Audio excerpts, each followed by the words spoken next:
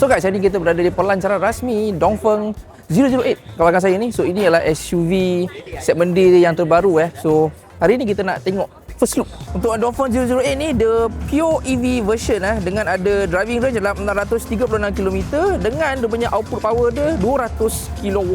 Kat depan ni ada dia punya lampu LED. Dia unik kebiasaannya LED light bar. Tapi this one macam dedicated each lampu dia macam berasing-asing lah. Lepas tu ada dia punya lampu LED kat sini juga ada. Hasilnya ni projector light ni. Kalau kau tengok kat belakang ni pun ada hint juga lah macam dekat lampu depan. Tapi yang ini dah ada satu light bar lah.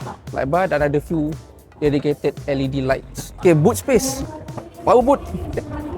Kalau seat third row ni dibuka nampak kecil sikit lah. Tapi kalau korang tolak ni ke depan dapat lebih kurang dalam 500 lebih liter lah. Belah bawah ni pun ada lagi additional space.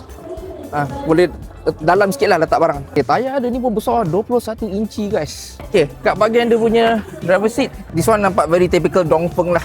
Right, dengan ada dia punya instrument cluster screen kat sini dan ada dia punya infotainment screen. Satu wireless saja dengan ada hasilnya ada ventilated ni. Dua cup holder dekat sini dan ada center console compartment. Bawah sini pun ada. Under console compartment pun ada. Dia punya overall dashboard pun all soft touch lah. Ini pun soft touch. So quality dia sangat okey lah. Dekat bahagian seat belakang memang very special lah sebab kereta ni pun dah ada long wheelbase. So korang tengok leg room saya sangat luas. Dengan ada captain seat, ventilated, massage, ada tempat space untuk korang letak barang. Dan dia satu je kat sini, satu meja. So yang saya tengok yang this unit dekat bahagian kursi belah kanan ini saja yang ada meja dan ada leg rest. Korang boleh adjust lah. Sebelah kiri ni ada tak ada leg rest. Dan special fridge guys. Kita pergi ke row yang ketiga.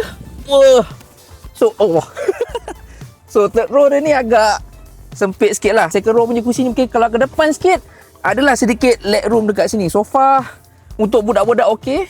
Tapi macam adult ni saya rasa macam agak cram lah. Jadi kat situ dia first look untuk Dongfeng 008. Apa pendapat korang tentang SUV yang terbaru ni? Boleh komen di bawah.